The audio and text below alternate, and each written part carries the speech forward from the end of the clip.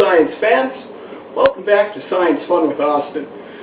Today's episode is a viewer request from Dawn in Alabama, who asks if you can make brown sugar by adding molasses to regular sugar. She goes on about a bunch of other stuff, and apparently we're a cooking show now. But apparently the molecular gastronomy is all the rage with the kids nowadays. And I think we can come up with an angle here. The cookies tie into Christmas. I've got an idea. Let's go with it. Alright, so the theory was that commercially available brown sugar, seen here, is normally just regular old white sugar with some molasses added. So with the microwave to heat up the molasses, a can of regular old grandma's all-natural molasses, and a bag of plain old white sugar here, we've managed to mix up a batch of ersatz brown sugar. Now the brown sugar I've mixed up is a little bit darker than the regular brown sugar. I think just because I used a little bit too much molasses. But the texture is very comparable. So the texture for the two sugars is about the same. But let's put this to the ultimate test here.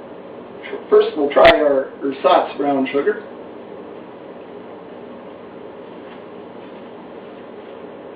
And now we'll try the commercial brown sugar. And they both taste pretty much like sugar. So let's go take our lonesome sugar to our neighbor and see if we can load up on some Christmas cookies. Hi there, I'm Dawn.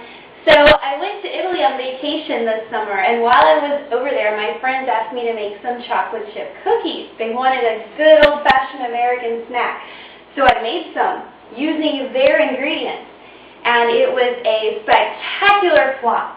What happened was I would put the cookies in the oven in their nice little perfect circles, and then they would start to rise, and then all of a sudden it was like the air was just being let out of them, and like they popped, and they just went thin as paper, and it was very bizarre.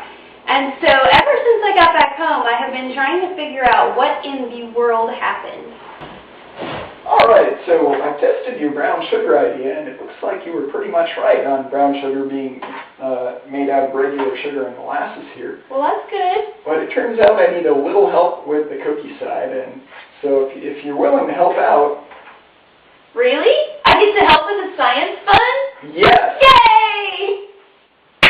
Did some research, found out that standard issue American brown sugar is actually white sugar mixed with molasses. That's why it's sticky. Now in Italy I didn't have anything like this. What I had available to me was cane sugar, which is simply less refined than white sugar. So the hypothesis is that if we remove the molasses from the recipe, the baking soda won't be able to do its chemical reaction and the cookies will come out flat. Okay, chocolate chip cookies. We have butter, sugar, firmly packed brown sugar, eggs, vanilla, flour with baking soda and salt, and chocolate chips. In this experiment, we'll use the firmly packed brown sugar for the control, and in the experimental group, we will be using cane sugar instead. Well, here are the completed cookies, and both groups are pretty much perfect, which is great. But it doesn't really answer our question, so we're going to have to do a little more digging to figure the root cause.